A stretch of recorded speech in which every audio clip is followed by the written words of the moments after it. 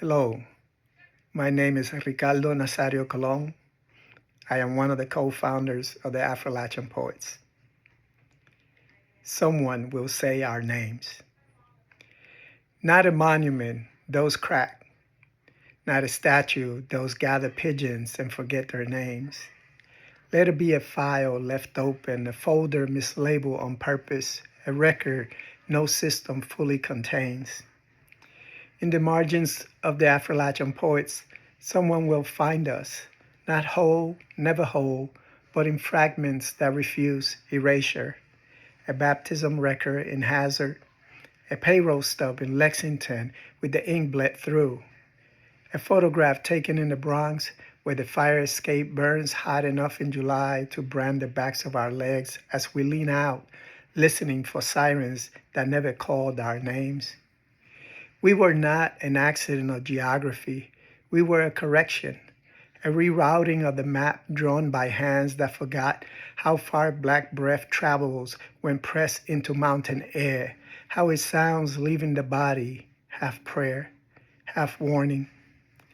Future scholar, you who come with soft gloves and hard questions, you will not locate us in one archive. We are split across. A cassette labeled church that isn't, a margin note that refuses translation, a rejected fellowship file stamped twice, and one unpublished poem. Passed hand to hand like a quiet inheritance, warm still from someone else's grip.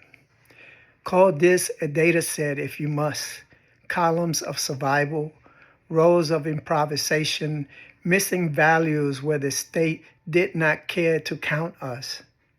But know this, the variables are alive. Immigration equals Bronx, Kentucky, memory. Language equals English plus something older and refusal. Identity equals never fixed, always emotion. Run your models. They will fail to predict the moment we turn towards each other, shoulders touching, breath shared, and said, "This is us." Genealogy will not save you either. The records are incomplete by design. Still, trace the line. Coal dust lodged deep in the lungs. A library card signed Nazario, then scratched into something else by a clerk who paused too long. Sermons that cracked on the back of porches at dusk before anyone thought to call them literature.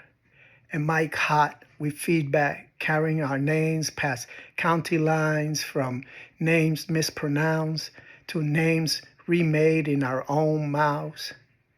We are there in the crossing out, in the rewriting, and when all of those are gone, when even the last voice that remembers forgets, do not look for closure. Look instead for residue, a rhythm in a poem that should not know us, but does. A student who writes Appalachia and means something wider. A silence where a line used to be because it has already been carried forward. Someone will say our names incorrectly and still mean us. A child will write a line that sounds like ours without knowing why. And somewhere in a room not built for us, a voice will hesitate, then continue. That will be enough. We will already be there.